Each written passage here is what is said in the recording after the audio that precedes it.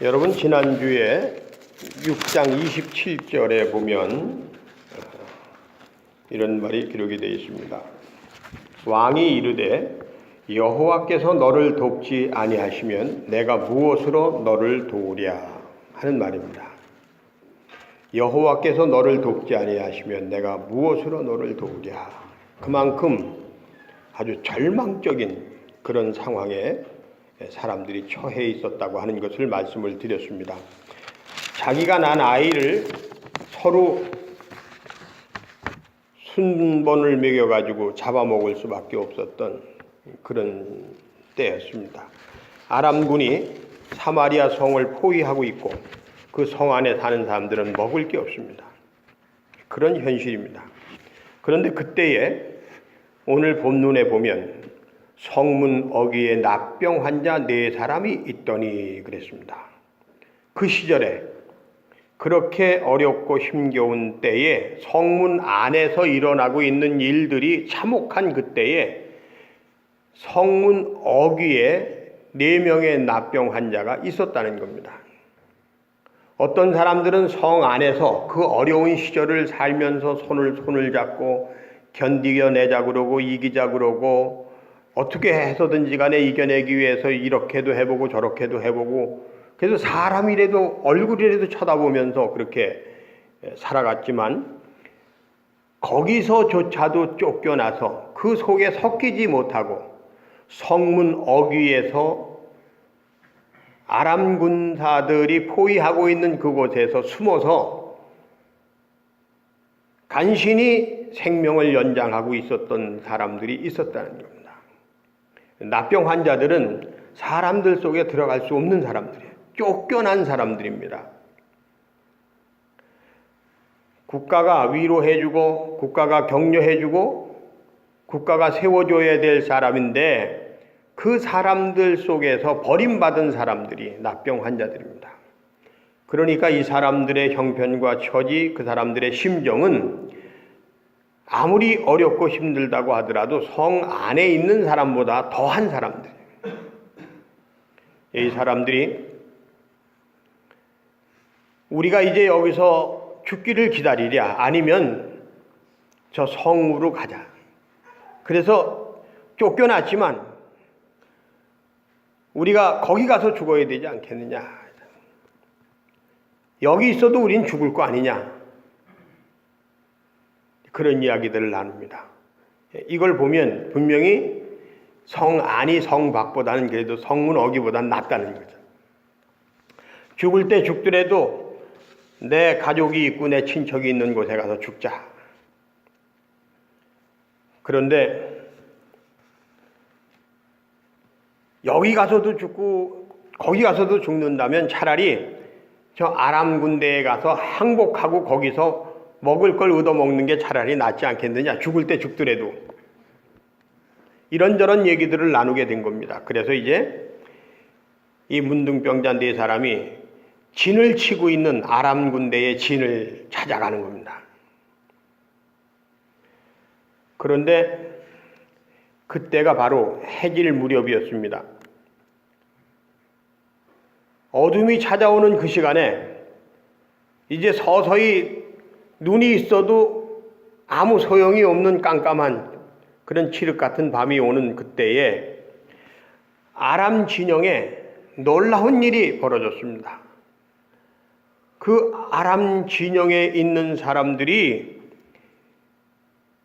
갑자기 들려오는 엄청난 그런 그 소리에 놀라가지고 야, 드디어 사마리아 왕이 헷 왕하고 같이 응원을 요청해가지고서 우리를 쳐들어오는구나. 우리는 이제 죽었다. 빨리 튀자. 도망가자. 그래가지고 자기들이 가지고 있던 것 하나도 챙기지 못하고 급히 도망을 가는 아수라장이 된 거예요. 그런데 사실 그 아람 진영을 향해 가는 사람들은 이 문둥병자 4사람밖에 없었는데 이 문둥병자 4사람의 그 아람 진영을 향해 가는 그 순간에 하나님께서는 이 아람 진영 사람들이 듣도 보도 못한 놀라운 그런 그 함성을 듣고, 그리고 이제 그 자기들을 향해서 쳐들어오는 그런 사마리아군과 해적 속의 군을 착각하는 그런 사건이 벌어진 거예요. 그래서 그냥 다 도망가 버린 겁니다. 나병 환자가 그 진영에 가보니까 그들이 은과 금도 그대로 두고 도망가고, 의복도 그대로 두고 가고, 말도 그냥 두고 가고, 군인들이 가지고 있는 무기도 다 그냥 둬두고 그냥 다 도망을 갔어요. 그러니까 항복하려고 갔는데 점령군이 된 거예요. 나병 환자 4사람이 아람 진영을 점령해버린 겁니다.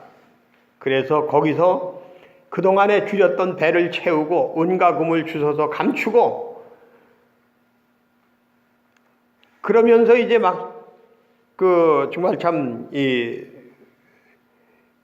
생전에 느껴지지 못한 그런 희열을 느끼던 그때에 이 나병 환자가 갑자기 이런 얘기를 합니다. 따라서 하십시다, 여러분. 오늘은 아름다운 소식이 있는 날이거늘 우리가 침묵하고 있도다. 밝은 아침까지 기다리면 벌이 우리에게 미칠지니 이제 떠나서 왕궁에 가서 이를 알리자. 이건 정말 기발한 생각입니다. 우리가 여기서 이렇게 아무리 좋은 것을 훔쳐가지고 감춰놓고 뭐 해도 결국 날이 밝으면 이 모든 것들이 사실이 될 텐데, 알려질 텐데, 아니면 아람 왕의 군대가 다시 들어올지도 모르는데, 그렇게 되면 우리는 또다시 죽을 수밖에 없는데, 차라리 사마리아 왕한테 가서, 우리 임금님한테 가서 이걸 알리고, 이 기쁜 소식을 알리고, 그리고 우리가 정말 참 기쁜 소식을 전하는 자가 되자, 이런 결정을 내린 겁니다. 저는 여기서 먼저 한 가지 여러분과 나누고 싶은 얘기가 있습니다. 첫 번째는 고난과 시련의 때에 왕이시여, 지금 우리가 이런 형편입니다. 우리를 도우소서. 그랬더니 그때 왕이 한 말이, 내가 여호와께서 돕지 않는데 내가 어떻게 돕겠느냐. 나도 도울 길이 없다. 라고 얘기했던 이스라엘 왕의 이야기입니다. 여러분, 말이라고 하는 것은 그 사람의 미래를 얘기해 주는 겁니다. 오늘 이 사람이 어떤 말을 하느냐에 따라서 그 사람의 미래가 결정이 되는 겁니다. 오늘 내가 어떤 말을 듣느냐에 따라서 나의 미래가 달라지는 겁니다. 저는 제가 19살 때 가난농군학교에서 김용기 장로님이 하는 말을 듣고 내 인생이 달라졌습니다. 그래서 중요한 게 어떤 학교를 다녔느냐, 어떤 선생님한테 배웠느냐, 어떤 부모에게 가르침을 받았느냐, 어떤 마을에서 자랐느냐, 어떤 교회에 다니느냐, 이게 중요한 겁니다. 세상에 우리가 쉽게 생각하고 가볍게 생각해서는 안 될 일이 있는데, 그건 첫째가 학교입니다. 어떤 학교를 선택해서 어떤 학교에 다니느냐 굉장히 중요합니다.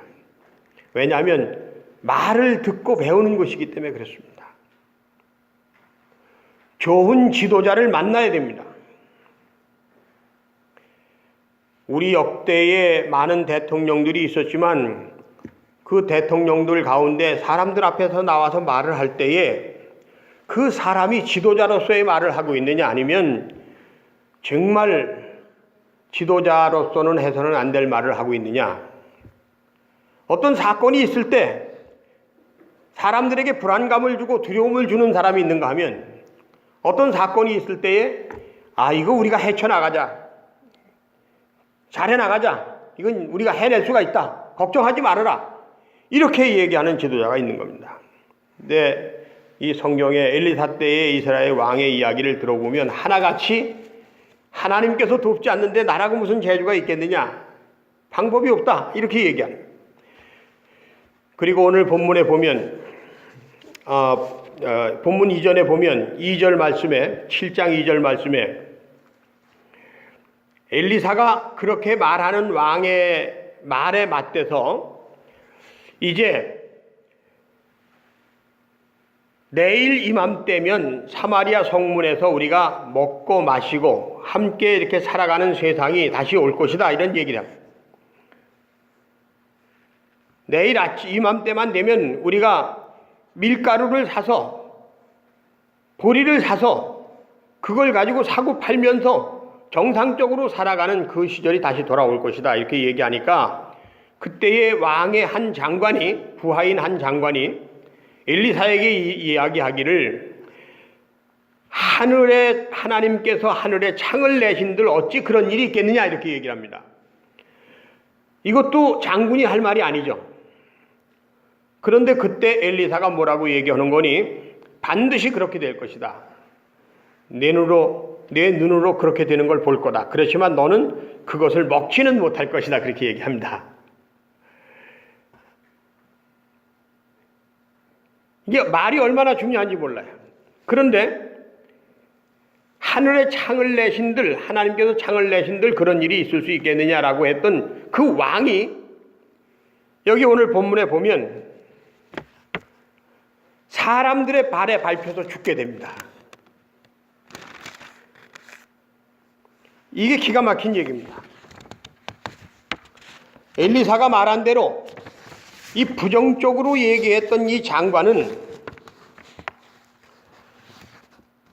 마침내 그 성읍에서 사람들이 이제 아람 군대가 도두고 도망간 그 모든 것들을 가지고서 이제 서로 나누고 정리하고 이럴 때에 이 성문을 지키는 자리에 가서 있다가 결국은 사람들에게 밀려서 그 발에 밟혀서 죽었다 하는 것이 오늘 본문 속에 있는 이야기입니다. 여러분, 저는 목사기 때문에 특히 말에 조심을 해야 되는데 이 말에 조심해야 된다고 하는 때마다 참 뜨끔뜨끔할 때가 많습니다. 그러면서도 한 가지 다행하게 생각하는 것은 제가 목사로서 이 한석교회가 앞으로 뭘 해야 되겠다, 어떻게 해야 되겠다, 이런 일이 있어야 되겠다, 이렇게 생각하고 말을 하고 그리고 여러분과 함께 그것을 위해서 노력했을 때 그 일이 사실은 쉬운 일이 아니고 이루어질 만한 일이 아니었지만 우리가 이건 해야 되지 않겠나, 이게 하나님께서 함께 하시지 않겠나 이렇게 생각하고 합시다 그랬을 때 다 이루어져 왔어요. 다 이루어져 왔어요. 아유, 이걸 어떻게 합니까? 이거는 간두고 우리 그냥 이거나 합시다, 이런 식으로 하진 않았어요. 항상 우리가 그래도 이건 좀 해봅시다, 이건 해야 되지 않겠습니다 했던 것들이 하나씩 둘씩 다 이루어져 가는 겁니다. 어저께도 참 신기한 체험을 했습니다. 며칠 전에 인천 세관에서 세관의 역사를 정리하는 김성수라고 하는 분이 계신데 이분이 문자로다가 아주 간단한 얘기예요. 아주 뭐 아무것도 아닙니다. 기념관 전경을 좀 사진으로 찍어서 좀 보내줬으면, 사진 찍은 게 있으면 좀 보내주셨으면 좋겠습니다. 자기네들이 지금 세관에서 책자를 만드는데 한석 기념관 사진을 좀 넣고 싶습니다, 그래요. 그래서 제가 인터넷에서 옛날 사진을 좀 찾아가지고서 몇 개를 보내드렸는데 화소가 약해서 쓸 수가 없으니까 조금 좀 좋은 걸로 좀 보내줬으면 좋겠다고 그래요. 그래서 어저께 이제 오늘 중으로 제가 보내드리겠습니다 이렇게 답을 보내고서 우리 윤정이한테 좀 부탁을 좀 하려고 그랬는데 마침 배명고등학교 신입생들 300명이 와서 오리엔테이션 하면서 이제 저한테 강의를 듣는 시간이기 때문에 이 현수막을 걸어놨으니 현수막 때문에 찍질 못하고 강의가 끝나면 찍어야 되겠다, 이제 이렇게 생각을 하고 있는데 또 강의가 끝나니까 강의하는 중에 우리 가족에 서울에서 우리 가족 간에 무슨 일이 잔치가 있어가지고 우리 윤정이하고 우리 집사람하고 떠났어요. 그러니까 사진 찍어줄 사람이 없는 거야. 근데 참 마침 말입니다. 어떤 그 젊은 두 사람이 어린 애들 둘을 데리고 와서 이 기념관을 둘러보고 우리 교회 동산에서 뛰어놀고 사진 찍고 뭐 이러면서 있는데 보니까 이걸 하고 있는 거예요. 드론. 하늘의 비행기처럼 올라가서 이렇게 막 날아다니는 거예요. 그걸 하고 있는데 그게 막 멀리 간단 말이에요. 그래서 저게 몇 메타나 가나. 그리고 이제 가서 말을 걸었습니다. 이게 몇 메타나 갑니까? 그러니까 4km 나간대, 4km. 그래서 4km나에서 벗어나게 되면 자기가 도로 온대요, 또. 이게 얼마짜리입니까? 그랬더니 이게 한 8, 90만 원 정도 하는 겁니다. 그런데 보니까 이 드론이 조그만데 그게 올라가서 사진을 다 찍고 있어요. 그래서 제가 이게 사진이 됩니까? 그리고서 죄송하지만 우리 교회 사진하고 저 기념관 사진하고 좀 이걸 좀 찍어주실 수 있겠습니다. 그랬더니 자기가 성남 반석감리교회의 교인인데 어저께 아침에 자기 목사님이 설교하면서 한석교회 현재호 목사님 얘기를 하더래요. 거기 가면 아저씨 같은 목사님이 계시다 그러면서. 그래서 오늘 일부러 여기를 구경을 왔다는 겁니다. 그래서 그 사진을 좀 보내달라고 명함을 줘서 보냈더니 그 사진을 보내준 게 오늘 주보에 앞에 실린 겁니다. 우리 교회 사진을 이렇게 하늘 높이서 찍어가지고 이렇게 해서 보내줬어요. 기념관 사진도 몇 장 찍어서 보내주고. 그래서 제가 그 김성수 씨한테 사진을 보내줬습니다. 그리고 앉아서는 넋을 잃고 앉아서 이게 뭐지? 아니 이렇게 아주 작은 것까지도 이렇게 내가 궁하면 이게 하나님이 이게 꼭 필요한 거. 이게 아마 그 책을 만드는데 이 사진이 꼭 나가야 되는 것이고 이것이 또 하나님의 영광을 드러내는 거라고 생각하는 것이거든요. 이게 하나님의 일이라고 생각하니 이루어지는 거예요. 그러므로 여러분, 하나님의 백성은 아무리 어렵고 힘든 때라도 하나님께서 반드시 함께 하신다고 하는 걸 여러분 기억하시기를 바랍니다. 그래서 무슨 얘기를 하더라도 부정적으로 얘기하고 나쁘게 얘기하지 말고 좋게 얘기하는 버릇을 들여야 돼요. 물론 잘못한 사람에 대해서 책망을 하고 권면을 하는 것은 해야 됩니다.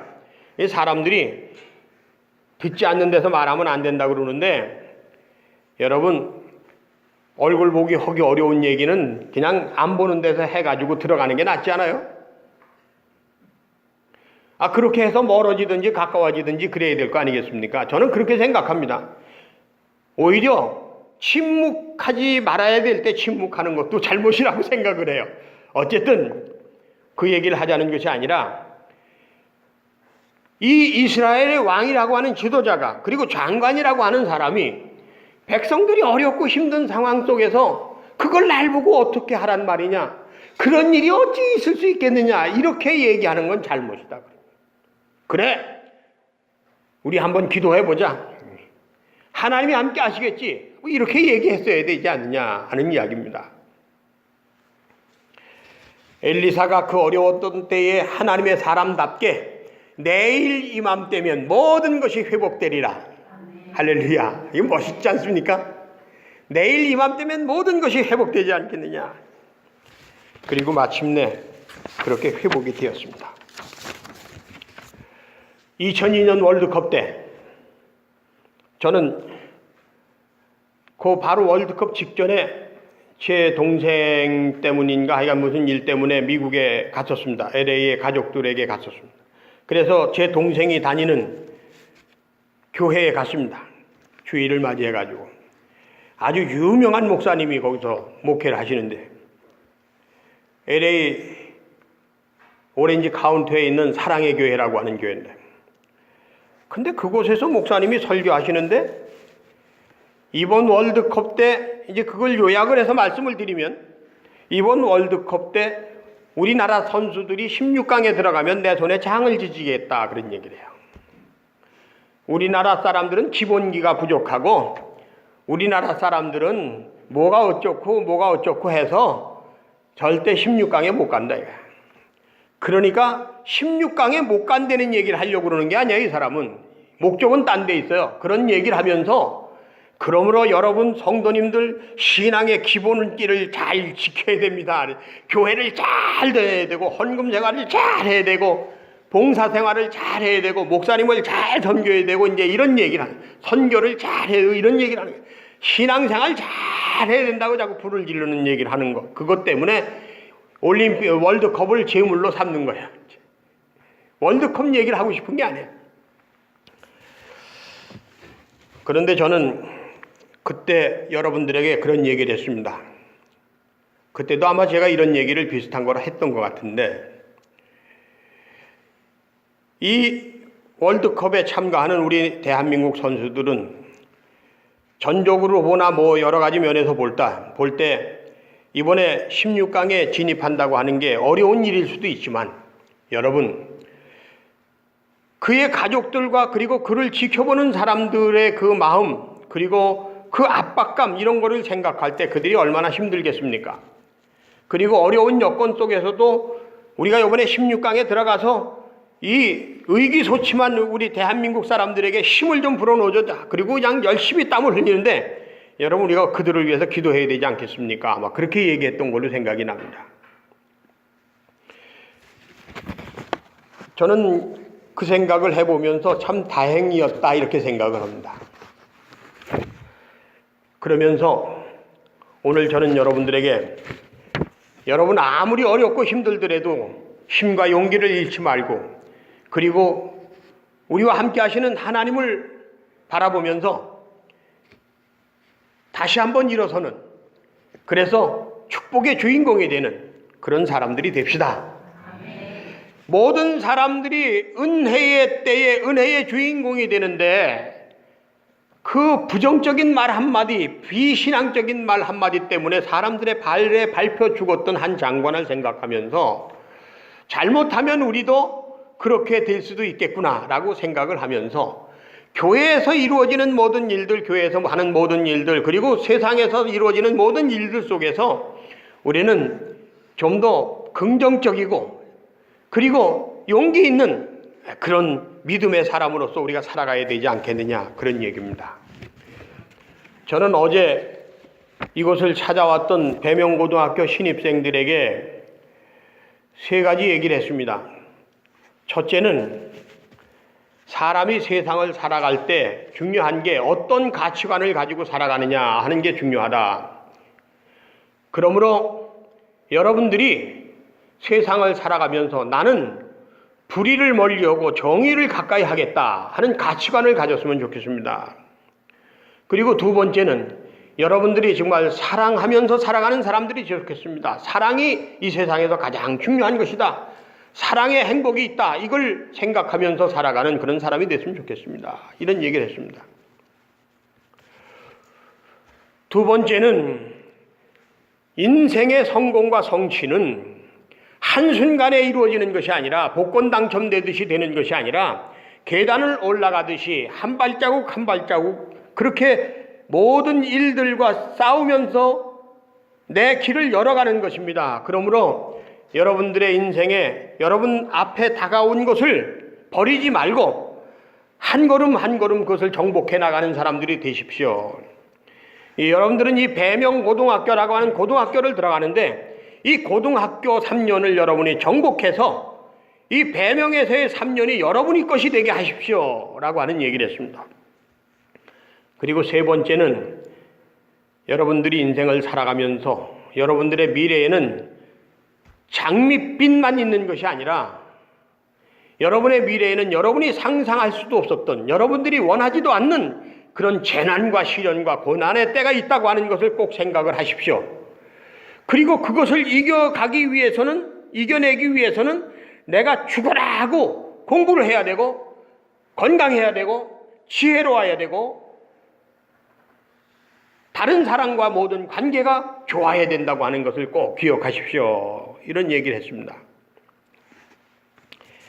얘기가 끝나고 나니까 아이들이 화장실을 왔다 갔다 하면서 저한테 일부러 찾아와 가지고서는 목사님 오늘 정말 좋은 말씀을 들었습니다. 그리고 인사를 하는데 보람을 느꼈습니다. 제가 오늘 이 얘기를 마지막으로 하는 이유는 이것입니다. 성경에 엘리사 때에 이 이스라엘 사람들이 감당할 수 없는 시련과 고난이 있었던 것처럼 우리들의 인생 속에도 그런 역경과 시련이 있다는 것입니다. 앞으로도 그렇습니다. 그것이 여러분의 개인적인 일일 수도 있고 교회적인 일일 수도 있고 국가적인 일일 수도 있습니다.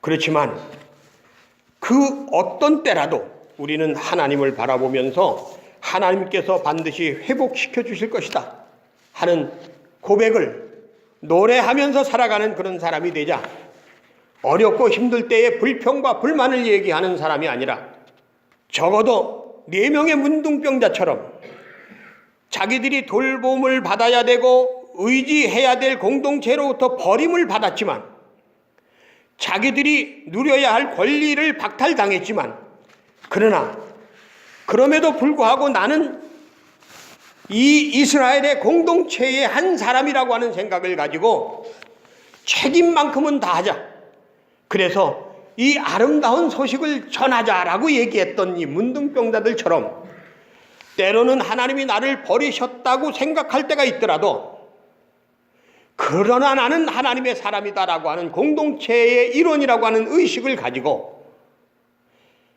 하나님 앞에 충성하고 세상의 빛과 소금이 되는 그런 삶을 우리가 포기해서는 안 된다라고 하는 이야기를 함께 나눴습니다. 왕이며 장관인 사람이 실패자가 되고 저주받는 사람이 됐지만, 문둥병자였던 버림받은 사람이 오히려 승리의 자리에 기쁨의 소식을 전하는 자가 되었다고 하는 이 사실을 꼭 기억하시기를 간절히 축원합니다.